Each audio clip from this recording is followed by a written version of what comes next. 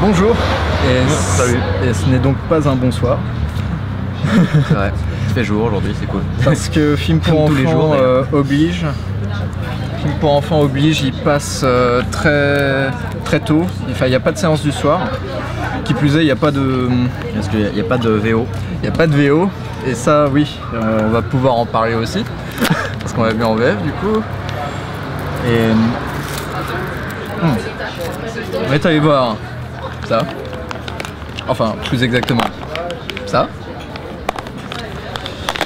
Ratchet & Clank. Donc, Il a un nom précis le film, c'est juste Ratchet & Clank. c'est Ratchet & Clank le film. Donc Ratchet & Clank, c'est quoi? C'est une série de jeux vidéo qui a commencé, je crois, en 2004, un truc comme ça. Enfin, ça commence à faire bien longtemps. Ouais, moyen. Premier épisode sur PlayStation 2. Je l'ai chopé à sa sortie parce que j'aimais bien la couverture. Enfin, en même temps, voilà. T'as 12 ans, tu vois ça à Micromania. Ouais, tu kiffes. Ouais, tu kiffes. Et ouais, kiffer grave parce que c'est juste un de mes films. C'est un de mes jeux préférés de tous les temps. Parce que j'adore le gameplay, j'adore la plateforme, le mix shooter plateforme. La bande son elle est juste démentielle, les graphismes étaient super. Le chara design, les deux personnages, ils avaient une bonne alchimie. Tout est génial quoi, dans Ratchet & Clank. J'ai pas autant aimé les deux autres, Ratchet & Clank 2 et 3. J'ai pas suivi moi justement. Ouais, bah pour le coup, c'était pas aussi bien que le premier quoi. C'était vraiment unique le premier. Bah voilà, bon en fait le problème c'est que j'avais pas de console de salon en fait, parce que j'avais pas le droit d'en avoir. Et donc je squattais chez mes potes pour jouer à Ratchet & Clank. Donc j'y ai joué peut-être que 20-30 minutes à tout péter dans le genre. Et j'avais grave kiffé, je me souviens, j'ai toujours rêvé de jouer, enfin ça fait partie des jeux que j'ai toujours rêvé de jouer, que je n'ai pas pu et maintenant j'y pense plus en fait. Ouais, et puis quand tu vois un film pareil, ça te donne pas envie. Si, grave. Si. Et j'ai l'impression que tout est fait pour ça en fait. Ouais, parce que le truc c'est que le jeu, le remake, donc en fait ça, c'est censé être le remake de ça. Si j'ai bien compris, parce que là pour le coup c'est vraiment pas clair, parce que c'est le jeu adapté du film, adapté du jeu. Je crois que c'est ça que Sony a dit, ou l'inverse, genre c'est le film qui est adapté du jeu qui est adapté du jeu, mais je crois que non, c'est un truc chelou comme ça. Donc Ratchet & Clank, le film c'est ça. C'est compliqué. Ah oui, c'est super compliqué. Et alors du coup, moi le jeu, en fait ce Ratchet & Clank sur PS4, c'est la raison quasiment number one pour laquelle j'ai acheté une PS4. Ouais, parce que l'an dernier, à l'E3, il y a eu plein d'annonces, etc. Il y a eu Metal Gear Solid, il y a eu Horizon, The Last Guardian, et puis il y a eu le remake reboot de Ratchet & Clank. Et là je me suis dit, oh putain, il me faut une PS4. Donc j'ai acheté une PS4 à peu près à ce moment-là, en attendant patiemment le jour où ce jeu sortirait. Donc il est sorti, je l'ai acheté il y a 2 jours. J'y ai joué hier et toute la journée d'aujourd'hui, et il est juste démentiel quoi. Le jeu, c'est une vraie remasterisation du gameplay de base. C'est super cool. Moi j'ai toujours pas de console de salon. Si, j'ai une Xbox 360 vite fait, avec des jeux de merde. Bah, t'as Soul Calibur quand même. Ouais, c'est vrai que c'est sympa. Mais voilà, sinon le dernier jeu que j'ai joué, je crois c'est Ark, un truc sur Steam. Ouais. Il est super. Ouais. Plutôt bien le jeu. Sinon à la base moi je jouais à WoW, donc vraiment voilà. Ouais. Et le problème de Ark c'est que c'est un jeu où il faut jouer en multi vraiment, et moi je jouais tout seul, donc je peux pas aller bien loin. C'est ça qui est cool avec ce jeu, c'est que c'est un jeu de plateforme comme on n'en fait plus tellement. Et il y a aussi un autre truc qui me fait rire avec ce jeu, c'est qu'en fait quand j'y jouais, il y a des cinématiques quoi, normal. Sauf que en fait c'est les cinématiques du film. Ouais, bah c'est bien ce que je pensais. Ouais. Et en fait ça rappelle aussi cette grande époque où t'avais genre des jeux comme Toy Story 2, Mille et une pattes, Hercule qui sortaient, et où à chaque fois que tu jouais, que tu finissais un niveau, t'avais une cinématique du film. Et tu te sentais trop saucé d'avoir le film que tu venais de voir au ciné, mais genre sur ta PlayStation quoi. Ouais, je sais pas. Non, t'as pas connu ça non plus? Bah non, j'avais pas de PlayStation mec. Mais même sur PC, t'avais pas ce genre de jeu? Alors si, j'avais Hercule. Tu jouais à Hercule, t'avais des extraits du film. Ouais, mais c'est pas un truc qui m'a ça t'a pas marqué bouleversé, ça. Quoi. Enfin, Ouais, je trouvais ça génial. Donc ça rappelle ça en fait, Ratchet & Clank. On n'a toujours pas dit ce qu'on pensait du film du coup. Bah il faut l'histoire quand même un petit peu. Non. Bah, si tu veux, les gens qui ont joué à Ratchet & Clank, je pense qu'ils la connaissent réellement. Voilà, je voulais citer ça sur la jaquette. Ratchet réinventé, le gameplay désormais classique enrichi d'une nouvelle narration approfondie, inspirée du nouveau film d'animation Ratchet & Clank. C'est pas beau ça? Carrément. Nouvelle narration approfondie. Donc parlons de cette nouvelle narration approfondie. C'est l'histoire du président Drake qui veut détruire toutes les planètes et chourer des fragments pour créer sa planète parfaite. Et dans son usine de robots de la mort, il y a une anomalie qui s'appelle Clank qui s'échappe et qui fait équipe avec Ratchet, une sorte de petit renard ambitieux qui veut découvrir le monde pour empêcher le président Drake de foutre la merde. C'est ça l'histoire, c'est l'histoire du tout premier sur PlayStation 2, moi je trouve ça surprenant qu'ils aient repris ça. Approfondi, non, c'est pas approfondi, c'est toujours aussi con. Si approfondi, ça veut dire plus de personnages, ok, donc il y a plus de personnages que dans l'original, mais ils servent à rien. Ils servent autant que les Furious 5 dans Kung Fu Panda. Ouais, c'est vrai. Tu vois. Donc ce qu'on en a pensé, ça se traduit tout simplement par notre posture sur le siège. Oui. On était un peu allongé. En même temps, on avait bien de la place. On avait de la place et on s'est fait plaisir. Il fallait chercher le plaisir là où on pouvait le trouver.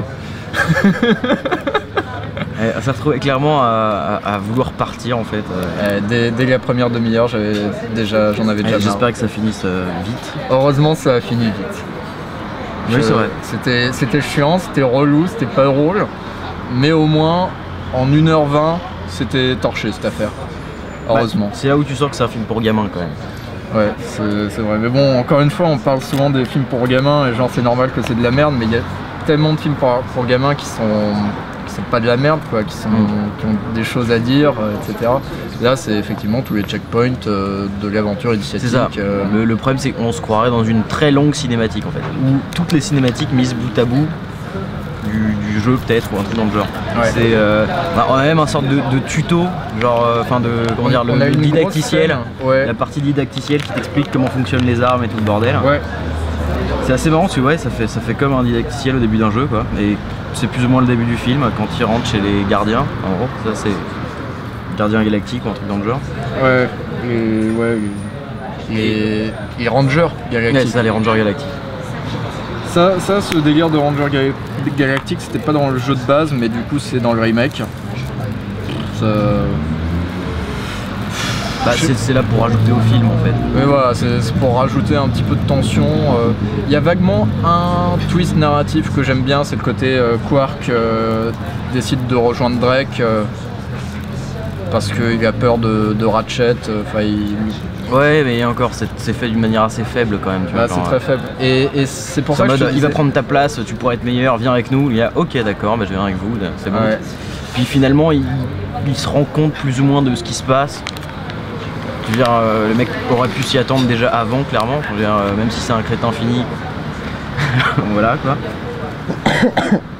Mais du coup, en fait, c'est pour ça que je te parlais de Kung Fu Panda 3 tout à l'heure. C'est que pour moi, la raison pour laquelle ça marche pas, parce qu'il y a des histoires simples qui marchent quand même. La raison pour laquelle ça marche pas, pour moi, c'est que le rythme, le tempo, il est beaucoup trop régulier. On n'a pas le temps de se poser quelque part. Comme Kung Fu Panda 3, quoi. Il n'y a pas de moment de pause, c'est que une scène après l'autre. C'est passer les checkpoints et puis voilà. Donc c'est con. C'est ça qui fait que le truc fait vraiment comme un jeu vidéo, quoi.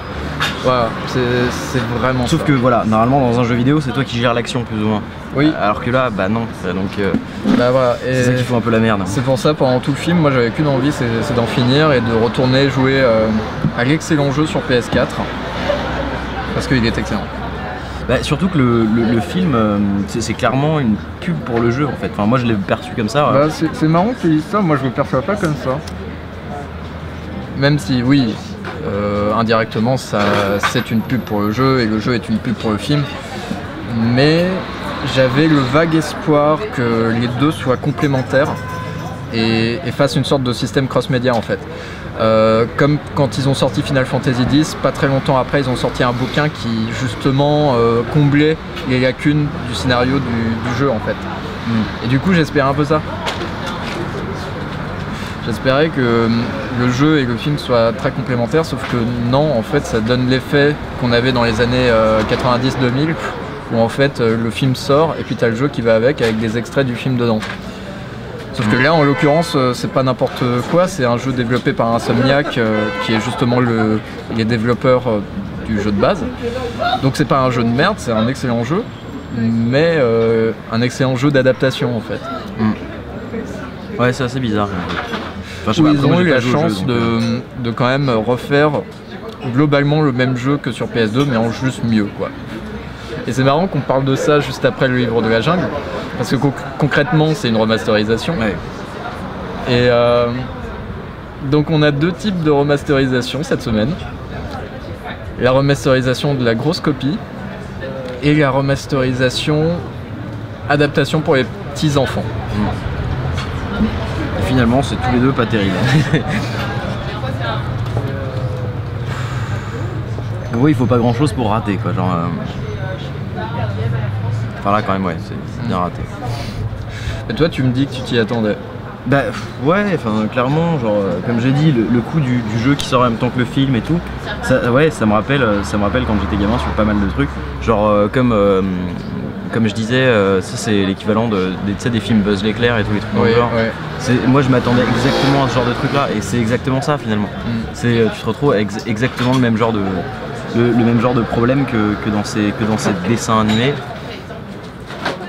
Ou même d'autres dessins animés, genre des séries qui auraient pu être genre les séries Lego, les trucs dans le genre. Oui.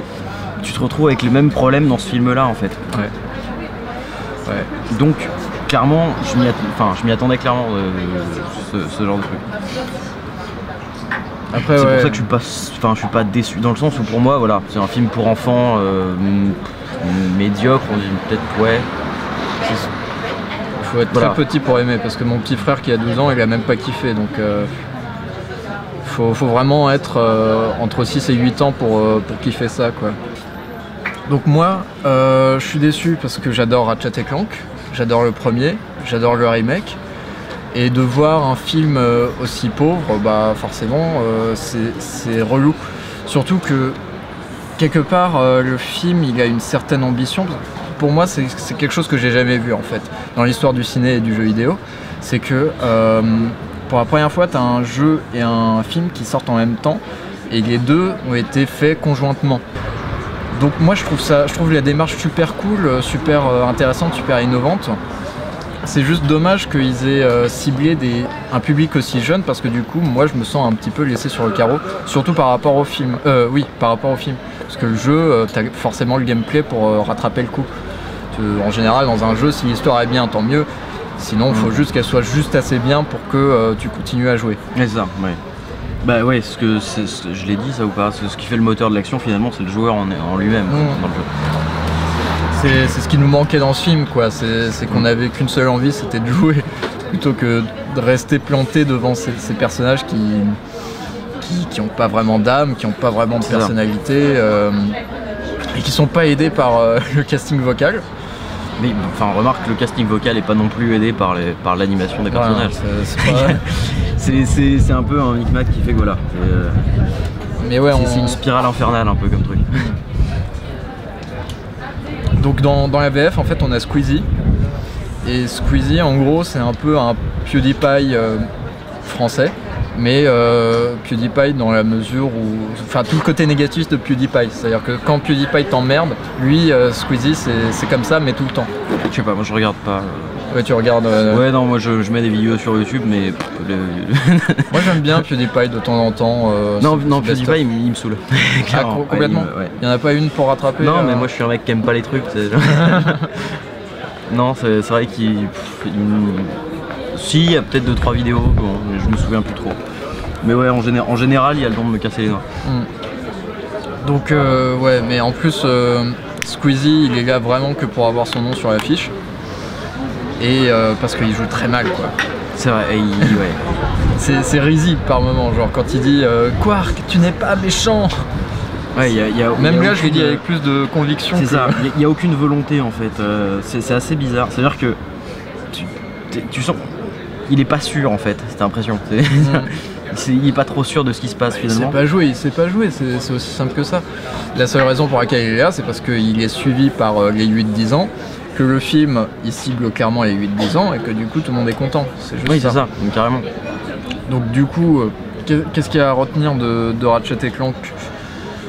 Ouais, on disait le studio il s'est quand même bien débrouillé niveau modélisation, layout. Mec, surtout les alphas étaient. C'est un truc complexe, mais les alphas elles déchirent. Ouais. C'est tout, en fait, tous les petits détails de peau, tout ça machin, ils envoient du steak. C'est un très très bon studio. Ils ont vraiment fait sur tout ce qui est table de shading. Donc c'est compliqué à expliquer, mais tout ce qui est shading, texturing, tout ça machin, ça déchire. Ah ouais. Et même en plus, finalement, le fait que ce soit un univers jeu vidéo, c'est pas courant dans le cinéma en fait. Et ce qui fait que c'est super rare de tomber sur un cartoon qui soit vraiment jeu vidéo. Ouais. Et c'est là où on va dire le design du truc est assez intéressant. Même si, comme tu disais tout à l'heure, il y a pas mal de designs qui sont un peu foirés. Tu te retrouves avec un cartoon jeu vidéo, mais en plus ça fait jeu vidéo fin 90 début 2000. Ouais. Donc c'est super marrant de voir ça de manière assez technique en fait au niveau de la 3D. Bah, t'expliques en gros ma déception quoi. Il y a juste un truc qui cloche, c'est l'histoire quoi. C'est juste pas intéressant. Non, le jeu d'acteur. Et le jeu d'acteur, ouais. Ce qui est marrant encore parce qu'on le comparait un tout petit peu au livre de la jungle. Et là pour le coup dans le livre de la jungle, ce qui rattrapait quasiment tout le film, c'était le casting. Ouais. Là, le casting, le problème, c'était dans le livre de la jungle, le jeu d'acteur était bon, enfin était vraiment très bon, mais malheureusement, avec le fait que ce soit des animaux, ça collait pas. Et là, à l'inverse, on est dans une situation où les persos auraient pu avoir, voilà. Alors l'animation et le casting d'acteurs fait que... C'est les deux seuls trucs qui pêchent le plus et c'est, comme le livre de la jungle nous l'a prouvé, les deux trucs qui peuvent te rattraper un film qui est pas parti très gagnant à la base. Bah c'est ça, parce qu'en plus que ce soit le livre de la jungle ou le Ratchet & Clank, finalement, en soi la modélisation 3D, et même le décor et tout le bordel, ils sont plutôt cool. C'est très bien confectionné. Donc en fin de compte, tout dépend de la narration et de comment elle est dite. Et la technique derrière, maintenant on est arrivé à un stade où il y a suffisamment de studios talentueux pour faire passer n'importe quoi. Preuve en est que ce truc là qui ressemble clairement à un direct ou vidéo, il passe au ciné. C'est parce qu'il y a une qualité de l'image qui garantit ça. En même temps, après, tu vois par exemple pas mal de cinématiques, genre les cinématiques Blizzard ou les trucs dans le genre. Ouais. Façon PlayStation 2. Non, je te parle de Diablo 3 ou des trucs dans le genre. Ah oui. Ça pour le coup c'est que 30 secondes de cinématique, mais ça vaut bien le coup ça vaut bien un film finalement. Ouais. Parce que là pour le coup c'est un exemple de truc qui est hyper bien réussi, que ce soit la 3D, l'animation, enfin tout le bordel autour, tout est bien foutu, même jusqu'au voir en fait. Ouais. Je sais pas si t'as joué à Diablo 3 vraiment. Non, pas beaucoup. Non, c'est assez ouf comme t'as des exemples de situations, c'est-à-dire que eux à la limite, je trouverais que ce soit plus légitime qu'ils fassent un film, d'ailleurs ils vont en faire un. Warcraft. Ouais, Warcraft. Rendez-vous hein. Lui pour le coup, il y a moyen que je sois bien déçu, parce que comme je disais tout à l'heure, moi je suis un... Toi tu t'en tapes. Non, surtout moi le truc c'est que Blizzard c'est des jeux auxquels j'ai... Tout le Blizzard c'est des jeux auxquels j'ai beaucoup joué. C'est ton Ratchet & Clank à toi. Voilà. Donc clairement je les attends un peu au tournant là-dessus. Mais ouais, eux pour le coup, je trouve qu'ils peuvent mériter en voyant leur cinématique, ils peuvent mériter le fait de faire un film. Alors que là, le problème, c'est que dans ce film-là, on se retrouve avec le même problème que les cinématiques PlayStation 2, c'est-à-dire... C'est très mal rythmé. Voilà, l'animation est pas forcément là. Quand il y a un mec qui parle et qu'il y en a un autre qui l'écoute, finalement, le mec reste figé, il attend que le mec ait fini sa discussion. Le gars fasse sa petite blague sur les frères Bogdanov. C'est ça, le PNJ de base, quoi, c'est en mode finis ta ligne de dialogue et je vais me mettre à bouger, c'est-à-dire qu'il arrête même totalement de bouger, c'est-à-dire il respire même plus en fait, c'est ça. Et c'est très choquant dans ce film-là. Choquant aussi, ce que je disais tout à l'heure, c'était cette histoire de gros mots qui est exclusif à la VF en fait. Parce que c'est comme toi tu disais. T'es sûr que c'est exclusif à la VF ? Ça m'étonnerait qu'en VO ils aient laissé passer des trucs pareils. Mais comme je t'ai dit, enfin comme je disais, aux États-Unis des fois ils censurent des trucs, tu comprends pas pourquoi, et à l'inverse ils censurent pas des Non, trucs. mais ça c'est quand même énorme. Après peut-être que c'est parce que c'est un film canadien, il me semble que c'est un film quasi exclusivement canadien. Peut-être que parce que c'est canadien, ils auraient laissé passer plus de gros mots. Ils auraient remplacé merde par tabernacle. Je sais pas. Mais en attendant, ouais, au tout début du film, j'ai bugué parce que j'ai cru entendre bordel de merde. Et puis à la fin, t'as donc Cartman, la VF de Cartman, qui interprète le méchant du film, qui fait une référence en brisant le 4e mur du coup, en disant comme dirait l'autre, je vous emmerde et je rentre à ma maison. Et d'ailleurs, ouais, ce que je disais, c'est qu'en plus, la scène, elle a l'air d'être exclusivement là pour qu'il puisse dire ça. Ouais. C'est ça qui est assez dérangeant. C'est-à-dire que t'aurais pu le voir se barrer, point, tu vois. Mais non, il faut qu'il y ait un mec qui vienne l'aborder, qui lui dise qu'est-ce que tu fais. Et l'autre il dit, bah, comme dirait l'autre, je vous emmerde et je rentre à la maison. Donc t'as l'impression que clairement, cette scène est là pour ça. Et donc, elle est méga déplacée. C'est ce que je supposais, plus ou moins. Alors je sais pas si c'est le cas, enfin peut-être que j'ai tort, mais je supposais que ça se trouve la voix de Cartman est aussi dans plusieurs autres langues en fait. De traduction du film. Là, il faudrait vérifier ça. J'ai cru voir que Trey Parker était effectivement la VO de Nefarious, mais je suis pas sûr. Mais du coup, ouais, c'est très dérangeant et dans le contexte du film, et dans le contexte du et dans le contexte du film et dans le contexte de la scène, parce que dans la scène, du coup, ça se pose comme un cheveu sur la soupe. C'est vraiment la réplique qui sort de nulle part. Alors que, comme je t'ai dit, ouais, la scène, on a l'impression qu'elle est faite pour ça. Et en plus, dans le contexte du film, c'est un gros mot. Dans un film qui est censé être méga tout public, qui est censé cibler majoritairement les petits enfants. Et ce genre de truc, c'est quand même chelou que ça passe. Après, moi, ça me dérange pas. C'est un gros mot, et en plus, c'est tiré d'une série qui est censée pas forcément être pour les gamins de 8 à 10 ans. T'as ce genre de références, avec des références très cheloues qu'on n'a pas compris sur les frères Bogdanov. Bah, t'as aussi Wilhelm, tu sais, genre il y a le cri Wilhelm, et puis t'as un gars qui fait Wilhelm. C'est ça, donc le robot qui serait tombé et qui aurait fait le cri Wilhelm, il s'appellerait Wilhelm. Mais ça c'est pareil, pour les 8-10 ans finalement. Ça se comprend pas, ouais. Même pour quelqu'un qui n'a pas forcément de culture cinématographique. Mais même nous qui comprenons, on sait pas ce que ça fout là, quoi. Ça n'a pas sa place là, ça nous fait pas rire. Bah surtout que ils auraient pu se limiter à le mettre, le cri. Ouais, point. Et puis voilà. Merde, mais rajouter un gars qui vient derrière. Wilhelm, genre, clin d'œil. C'est une référence au cri de Wilhelm. En plus, tu te dis, putain, c'est un temps sur lequel les animateurs ont dû. Mais attends, il y a dû avoir les animateurs, les mecs qui font le rendu, le CFX, tout le bordel. Bah oui. Ils ont tous planché sur ces trucs-là. Tout le monde planche sur ce genre de plan. Tout ça pourquoi merde, quoi. C'est ça, et tu te dis que c'est un peu une perte de temps. Sa place. Et t'as pas que ça, ouais, comme tu disais, t'as les frères Bogdanov. Alors ça, j'ai pas compris. Mais ça, c'est un grand mystère. 2-3 fois dans le film, ils font référence aux frères Bogdanov. Genre, il ressemble au fils des frères Bogdanov, un truc comme ça. Non, c'est à moment, genre en gros les méchants perdent une bataille et le chef des méchants dit j'aurais mieux fait d'appeler les frères Bogdanov. Mais pourquoi? Qu'est-ce qu'ils auraient fait de mieux que les autres? Bah ouais. Alors je suis pas, enfin je connais pas tant que je sais juste que c'est des mecs qui étaient fans de l'espace en général. Oui, c'est des chercheurs. Voilà, et qu'ils ont fait des émissions pour les enfants pour plus ou moins on va dire vulgariser. Ça je savais pas. Si, de ce que je me souviens, c'est plus ou moins ça. En gros, ils ont eu des apparitions médiatiques dans le sens où ils faisaient des sortes d'émissions. D'accord. Avant qu'on naisse, je crois. Qui vulgarisaient plus ou moins l'espace scientifique, enfin tout ce qui est scientifique autour de l'espace. Genre les planètes, les conneries. Genre. Visiblement, ça suffit pour y faire référence dans Ratchet & Clank. Ouais, mais ce que je veux dire, c'est qu'on est à 4 générations de retard en fait. Bah ouais, c'est vraiment chelou. Nous, on sait qui c'est à peu près. Ouais. Le gamin de 8 ans, il a aucune idée de qui sont les frères Bogdanov, je pense. Tu vois. Bon, on va conclure vite fait. Ratchet & Clank jouait au jeu et n'allez pas voir le film. C'était un direct vidéo extrêmement médiocre. Un film pour enfants très, très basique, très sommaire. Rien de plus que ça. Ils sont en mode montrez-le à vos enfants une fois que vous aurez montré tous les films qui sont bons. Oui voilà, c'est vraiment qu'il n'y ait plus rien d'autre à... Techniquement le temps qu'ils aient vu les films bons, ils seront assez vieux pour choisir de regarder d'eux-mêmes le film. Et d'ailleurs au passage je pense que ils auront déjà 18, 20 ans, un truc dans le genre. Ouais, puis ça va leur passer par-dessus la tête. Mais ouais, comme je disais, moi c'est une déception parce que je porte Ratchet & Clank cher dans mon cœur. C'est des jeux que j'adore, c'est pas un film qui leur rend hommage, c'est pas un film qui exploite particulièrement bien la formule qui était érigée dans ces jeux vidéo. Après je demande pas un truc à la Doom, tu vois, genre quand ça fait référence vraiment platement au jeu, c'est pas ce que je demande. C'est chiant aussi. Mais d'essayer de retrouver un petit peu ce sel qui faisait l'humour de la série et la caractérisation de ces personnages, et là c'est pas présent quoi. Je sais pas, ouais, je sais pas. Enfin, bon. Allez, voilà. à plus.